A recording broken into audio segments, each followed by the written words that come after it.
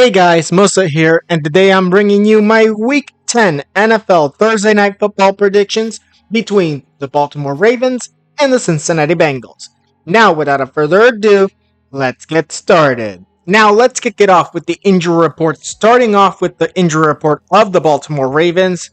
Tight end Isaiah Likely with a hamstring injury, and defensive end Brent Urban with a concussion are both out for this game. Then moving on to corner Jalen Armour Davis, who has a knee injury and is doubtful for this game. Then we move on to running backs Rasheen Ali with an ankle injury and running back Keaton Mitchell with a knee injury, both questionable for this game. Then moving on to linebacker Adisa Isaac with an illness, quarterback Lamar Jackson with a knee injury, defensive tackle Travis Jones with an ankle injury, offensive lineman Patrick McCarry with a shoulder injury, receiver Tylan Wallace with a foot injury, defensive lineman Roderick Washington with a knee injury. Now, all of those last players will play, no doubt, and then we get on to the questionable players, which in fact I do believe they will play, but when it comes to Jalen Armour Davis, I think he in fact will miss this game. He will be a late scratch, but I think he will not be playing in this game for the Baltimore Ravens. The injuries are sort of leaning to the offense. Losing Isaiah Likely is a big loss for the Ravens. The Ravens also losing two running backs, although they do have Derrick Henry still. And obviously, these other players who were previously injured are going to be playing in this game. Those are some big injuries to worry about during the game because they can get re-injured. But honestly, I'm saying the biggest loss is actually Isaiah Likely. Even if both running backs and the corner are out for this game, Isaiah Likely remains the top player on that list for the Ravens, who is the biggest miss for the Baltimore Ravens, as he is one of their best players. And without him, their tight ends aren't really going to have as much success as they would have. Now, on to the offense of the Baltimore Ravens, starting with quarterback Lamar Jackson, running back Derrick Henry, fullback Patrick Ricard, wide receivers Zay Flowers, Deontay Johnson, and Rashad Bateman. Tight end Mark Andrews. Left tackle be Ronnie Stanley. Patrick McCarry at left guard. Tyler Lindenbaum at center. Daniel Falele, I think that's how you say it. He'll be the right guard. And Roger Rosengarten. He'll be the right tackle for this game. Offensive line, I don't have that much worry about the offensive line. Mostly the interior offensive line, including Tyler Lindenbaum. Other than that, the two guards are the only real thing I worry about when it comes to the Baltimore Ravens. Relatively decent offensive line.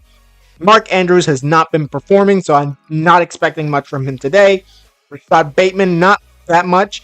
Deontay Johnson and Zay Flowers, those are the two players that I'm seeing the Baltimore Ravens. They're going to be targeting a lot. I think Lamar Jackson will be targeting them the most.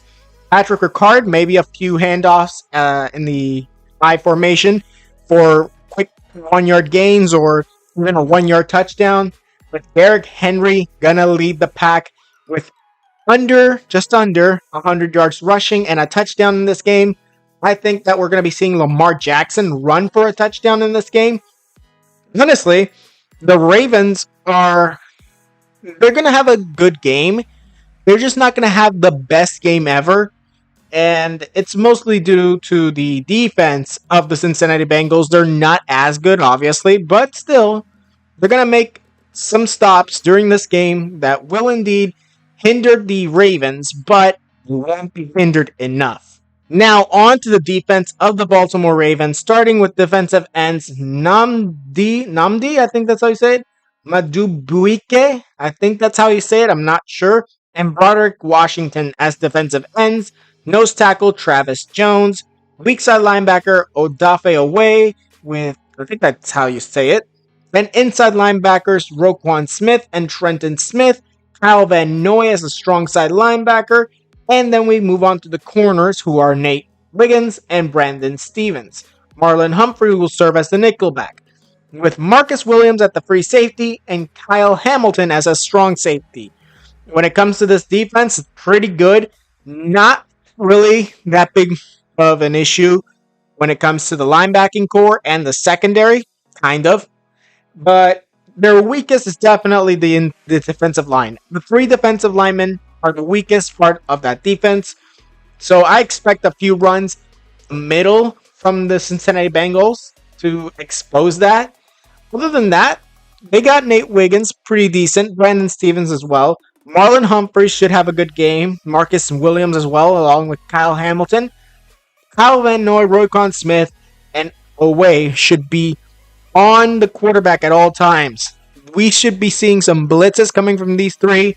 And to be honest, we're going to be seeing some sacks from the linebackers in this game because I don't expect for Roquan Smith to leave this game without at least a sack on Joe Burrow. Now, on to the injury report of the Cincinnati Bengals, starting out with wide receiver T. Higgins with a quadricep injury and wide receiver Charlie Jones with a groin injury, both doubtful for this game.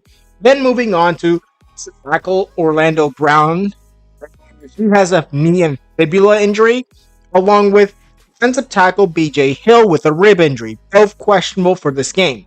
Then moving on to safety Jordan Battle with an ankle injury, running back Chase Brown with a rib injury, quarterback Joe Burrow with a wrist injury, defensive end Sam Hubbard with a hamstring injury, and safety Geno Stone with a shin injury. Now, when it comes down to the injury report of the Cincinnati Bengals, I in fact believe that both T. Higgins and Charlie Jones will miss this game, along with defensive tackle BJ Hill.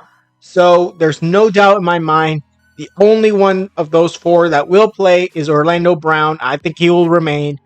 And when it comes to the other players, obviously they will also play.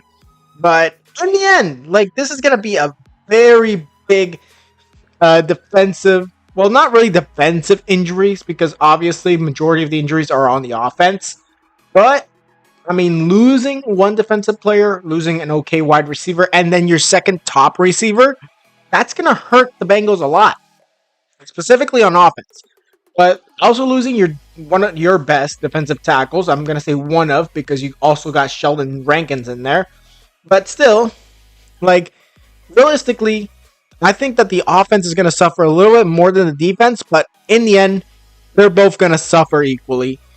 Losing your second top receiver and losing a very good defensive tackle, it's never good for a team. Now, moving on to the offense of the Cincinnati Bengals, starting with quarterback Joe Burrow, running back Chase Brown, wide receivers Jamar Chase, T. Higgins, and Andre Iosifia. I think that's how you say it. I'm not sure.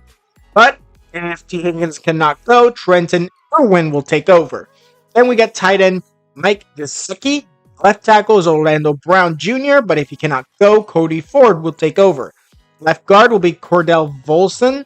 Ted Karras will be the center of the Cincinnati Bengals. Alex Kappa, the right guard. And Marius Mims, right tackle. Now, the offensive line with Orlando Brown Jr., I think that it'll be a decent offensive line without him. They're going to have to worry on that left side, but regarding that, Mike Gesicki, an okay tight end, okay receivers. And if you lose T. Higgins, that's going to be a very big loss. But you still got Jamar Chase, but the thing is, he's going to be covered even more without T. Higgins in the lineup. Chase Brown, an okay running back. Joe Burrow needs to get his head together. And honestly, I think that they could actually take the win here, but they have to get it together.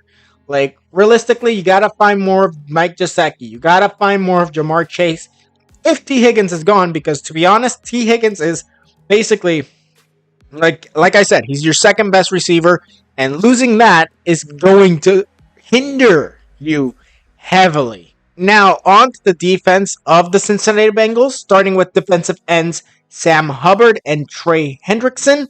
Defensive tackles Sheldon Rankins and BJ Hill, but if Hill cannot go, Chris Jenkins Jr. will take over. Then moving on to weak side linebacker Logan Wilson, inside linebacker Jermaine Pratt, strong side linebacker Akeem Davis Bathier, I think that's how you say it. And then we got Cam Taylor-Britt at corner with DJ Turner II and Mike Hilton at the nickelback position. Free safety will be Geno Stone and Von Bell as the strong safety. Now, when it comes down to the Cincinnati Bengals defense, Sam Hubbard, Trey Hendrickson to Lamar Jackson all day long. BJ Hill or Chris Jenkins with Sheldon Rankins. Bull rush. Make sure that the inside is all good and that Derrick Henry doesn't go there. Also, careful for the outside run with Derrick Henry, and that will be mostly for Logan Wilson and Akeem Davis to take over for that. Jermaine Pratt, stay in the middle, make sure those short passes are not there for Lamar Jackson from Mark Andrews. Corners, beware for receivers like Deontay Johnson and Zay Flowers, and obviously in the backfield also the secondary down with Geno Stone and Von Bell. You guys got to watch out for some deep passes. Lamar Jackson can throw, so that's a very big problem. Otherwise, this defense, they're very good in the pass rush. They're very decent in the short game. They're okay in both long and midfield throws. So I'm thinking that if they can at least keep Lamar in check, all they have to worry about is Derrick Henry and the runs by Lamar Jackson. That's really what it comes down to. How many times can Lamar Jackson score on you in the air, and how many yards can he get in the ground, along with Derrick Henry? And realistically, that's what the Bengals need to stop in this game. Now, in conclusion, I have the Cincinnati Bengals losing this 28-29. I think that the Ravens score a game-winning field goal with the final seconds. Justin Tucker wins the game. And we're going to be seeing 3 touchdowns most likely from Lamar Jackson in the air, maybe 1 on the ground. And then we see Derrick Henry run for a touchdown under 100 yards in this game. I think that this is going to be a very good game for the Ravens, although it is going to be tricky. It might turn out like the Cleveland Browns and they might lose, but I'm thinking this is going to be a win.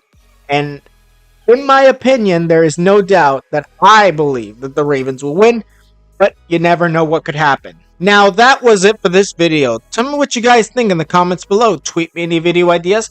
Also, tell me down in the comments below, who do you think will win and who do you think will lose? Tell me down in the comments below. Now, like this video if you liked it, subscribe, and hit the notification if you want more videos. And I'll see you guys next time.